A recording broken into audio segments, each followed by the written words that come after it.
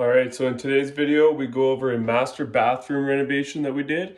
So we came in here as for a contractor. It's actually his mom, and they didn't want to spend a ton of money on contractor fees. So we ended up doing the demolition. We did the demo, redid the plumbing, went over everything with the contractor and the mom, and went over all this different specs, what we're going to do. So we're just going to show you how we did it and what we did and why we did it a certain way. And I'm just going to flip the camera around and show you what we did. So here is the bathroom. We got 2 sinks, a tub with a little funky configuration of the shower. I'll go over that. And the toilet. So the toilet stayed as it is. We left it where it was. It's still good to go. There used to be a shower divider here, and there was just one sink here. And then the old tub was over there. It was a soaker tub.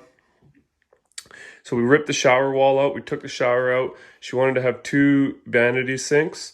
So there used to be, it was kind of a weird configuration. This came up and did a bunch of weird stuff. And then the 2-inch trap for the shower came over here. And then this was stubbed up for the old sink. I actually just cut it here. It was on a weird angle. So I had to do like a weird little offset here. Little rolling offset with a 245s and a 22 to get her coming out fairly straight there. Still got grade coming up. And then I just took 2x1.5 Ys and I capped off the end with a clean out. And then this comes up, it'll be vented by this. Both sinks are vented off this one vent, but they're both separately vented, so we're good there. And the reason it's like this is because this is an outside wall and we get freezing temperatures, so we have to bring up our water lines and our drain in the inside.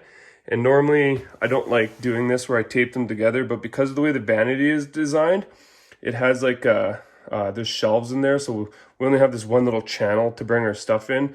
So it's a lot of things you got to pay attention for when you're doing this stuff, is requesting to make sure that you know exactly what the vanity looks like, or else the finishing can be a big pain. So there we got it. We got the vent. I cut these vents here. I cut them the exact size so I can just glue a 90 on after, and then they can actually tape their poly around this and properly seal it. Normally we don't like to glue this in because then they can just pull it out and drop the vanity straight down. But in this case, because it's on an outside wall and they're going to need to tape this to seal this, it's harder to glue that piece of pipe in later. You end up breaking that seal. So we just like to make it so it's still easy for them to kind of push it in and drop the vanity and drill us a nice size hole, and we can still glue into this after. So that's the 2 vanities. There's going to be lights in the center and all that. They actually hired us. He asked me to do the framing. So I ended up framing this wall. This is an outside wall and they wanted to have stuff here, so we put a 2x4 wall here. And they wanted a drop ceiling for the rain head, so I built a drop ceiling for that. They're going to end up just drywalling over top of the old stipple and doing like a flat ceiling, I believe. And then we put a real bell valve in. It's a different scenario. So like this is actually going to be glass floor, like from here to ceiling to here, and then there's like a door here, and then glass all the way here to ceiling, and there will be a door to kind of create more of like a steam shower trap type thing. So everything's gonna be tiled walls, tiled ceiling. And then we put the valve here because, so when you open the door here, you turn the valve on, and then you're not reaching in across the glass just to turn it on over here. So we came up with the idea of putting it here, and then the tub spout is there. We got a slide bar here, and then it's going to be put backing in there to make sure we can screw our slide bar to that so it's nice and solid. And then we run our rain head straight up, and then I centered it in within the bathtub, and then we just get a 6-inch arm later after finishing and put in the rain head there.